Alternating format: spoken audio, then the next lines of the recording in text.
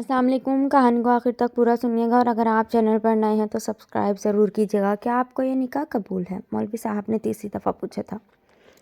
سب پریشانی کے عالم میں اسے دیکھ رہے تھے۔ اس کی ماں عابدہ مسلسل اسے ہاں بولنے کے لیے اشارہ کر رہی تھی، مگر وہ خاموش رہا۔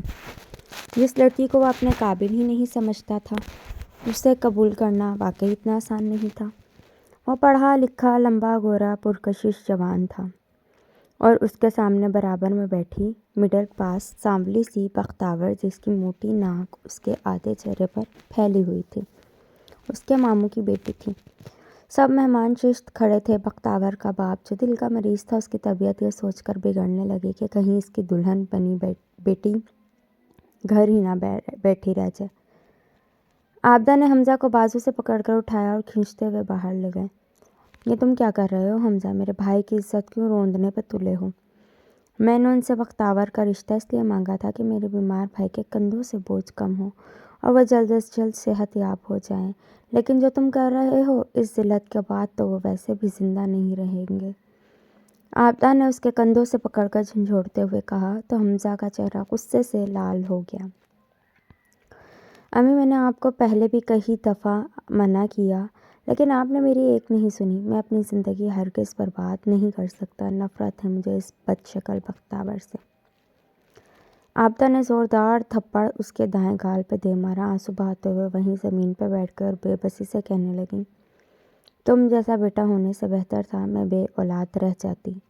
حمزہ شدید ڈپریشن میں تھا۔ اس کا دل چاہا کہ بس یہاں سے نکل جائے۔ وہ باہر کے دروازے کی طرف بڑھا تو پیچھے سے ماں کے الفاظ نے قدم روک لیے۔ وہ روتے ہوئے اسے دھمکی دے رہی تھی، اگر تم نے یہ نکاح نہ کیا تو میں خود پہ پیٹرول چھڑک کر آگ لگا لوں گی۔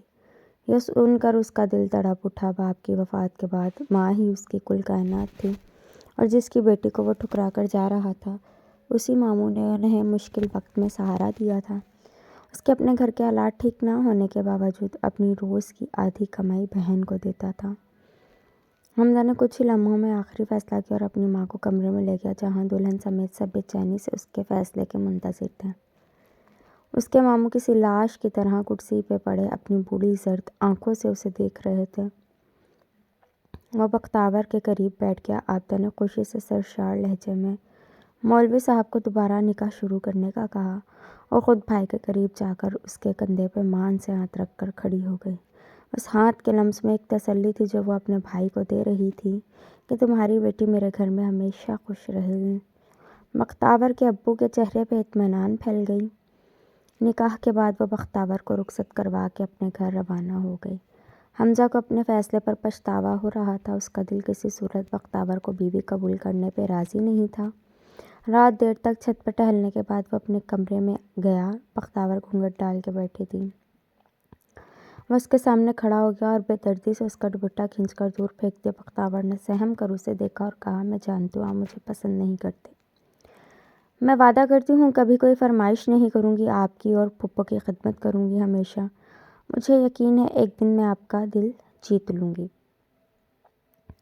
وہ کسی بپھرے ہوئے شیر کی طرح اس پر جھپٹا اور اسے بالوں سے پکڑ کر گھسیٹتے ہوئے آئینے کے سامنے لے گیا، اور پاگلوں کی طرح زور زور سے ہنسا۔ تم میرا دل جیتو گی؟ خود کو غور سے دیکھو، اس قابل ہو تم؟ شروع سے ہی شدید نفرت ہے مجھے تم سے، بختاور نے روتے ہوئے مگر مضبوط لہجے میں کہا۔ میری شکل خدا نے بنائی ہے، میں نے خود نہیں۔ میں بھی راضی نہیں تھی اس شادی کے لیے، کیونکہ مجھے آپ سے ایسے سلوک کی ہی امید تھی، لیکن ابو اور پھپھو کے فیصلے کے سامنے سر جھکا دیا۔ اب یہی حقیقت ہے کہ میں آپ کی بیوی ہوں، چاہے آپ پیار کریں یا نفرت۔ حمزہ نے اسے زور سے بیڈ پہ پٹکا اور گھر سے نکل گیا۔ اس نے جویلری اتار کر پھینکی اور بری طرح سے رونے لگی۔ حمزہ دونوں ہاتھوں سے سر تھام کر سڑک کے کنارے بیٹھا تھا۔ اس کے دماغ میں طوفان اٹھ رہے تھے۔ یہ میں نے کیا حماقت کر دی؟ بختاور سے نکاح کیسے کیا؟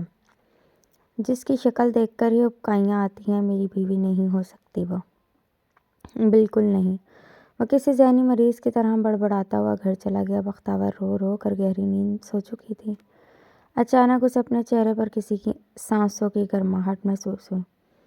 اس نے آنکھیں کھولی تو حمزہ اس کے اوپر جھکا ہوا تھا۔ بختیور کو لگا کہ شاید وہ اسے بیوی کا درجہ دے چکا ہے۔ اس کے ہونٹوں پہ شرمیلی سی مسکان پھیل گئی۔ حمزہ نے آہستہ سے ایک ہاتھ اس کی گردن پہ رکھا۔ ایک میٹھا سا احساس بختیور کی روح میں اترا۔ اس نے لمبی سی سانس لی۔ حمزہ نے اس کی آنکھوں میں دیکھتے ہوئے دوسرا ہاتھ بھی اس کی گردن کے گرد لپیٹ دیا۔ اس کے ہاتھوں کی گرفت مضبوط ہوتی گئی اور بختیور کی آنکھیں حیرت اور تکلیف سے پھیلنے لگیں۔ اس نے خود کو چھڑوانے کی کوشش کی مگر اگلی صبح آبدہ انہیں جگانے کے لیے آئی۔ دروازہ تھوڑا سا کھلا تھا۔ ہلکی سی دستک دے کر وہ اندر چلی گئی۔ سامنے بختیور بے جان پڑی تھی۔ آبدہ کا دل زور زور سے دھڑکنے لگا۔ اس نے بختیور کو ہلا ہلا کر اٹھانے کی کوشش کی مگر وہ نہ اٹھی۔ اس نے حمزہ کو آوازیں دی مگر وہ گھر سے غائب تھا۔ وہ اپنا سر پیٹ پیٹ کر رونے لگی۔ محلے والے جمع ہو گئے اور گھر میں کوہرام مچ گیا۔ کسی نے بختیور کے گھر اطلاع دی تو اس کا باپ بھی صدمے سے چل بسا۔ حمزہ اپنے دوست فیضان کے گھر پریشان بیٹھا تھا۔ فیضان گھر آیا تو اس نے بے چینی سے پوچھا، ہو گیا جنازہ؟ میری امی ٹھیک ہے نا؟ فیضان نے افسردگی سے جواب دیا، کیسی ہوں گی وہ یار؟ بختیور بھابی کے ساتھ اپنے بھائی کی موت کا ذمہ دار بھی تمہیں ٹھہرا رہی ہیں۔ انہیں اگر پتہ چلا کہ تم میرے گھر ہو تو پولیس کے حوالے کر دیں گی۔ یہ تم نے کیا کر دیا ہے حمزہ؟ آبدہ آنٹی کبھی نہیں تمہیں معاف کریں گی۔ حمزہ اپنے بال مٹھیوں میں جکڑ کر بیٹھ گیا اور زور زور سے ہلنے لگا۔ میں کیا کروں اب؟ تمہیں تو پتہ ہے نا جب مجھے غصہ آتا ہے تو میرا دماغ کام نہیں کرتا۔ اس نے زور زور سے اپنے منہ پہ تھپڑ مارنے شروع کر دیے۔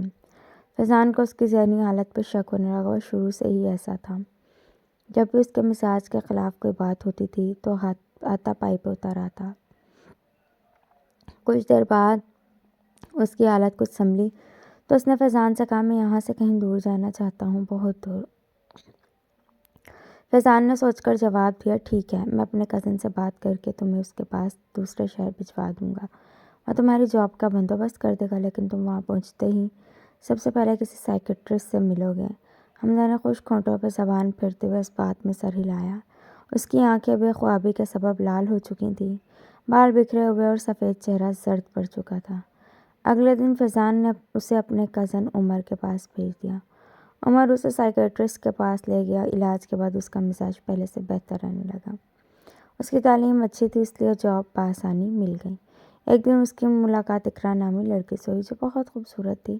وہ اسے دیکھتا ہی رہ گیا۔ اس کے دل نے کہا کہ یہی ہے تمہارے خوابوں کی شہزادی۔ اقرا کو بھی وہ اچھا لگا تو دونوں ملنے لگے۔ آہستہ آہستہ دونوں قریب ہوتے گئے اور انہوں نے شادی کا فیصلہ کر لیا۔ اقرا نے اپنے گھر اس کا ذکر کیا تو اس کے والدین حمزہ سے ملے۔ انہیں وہ بہت پسند آیا۔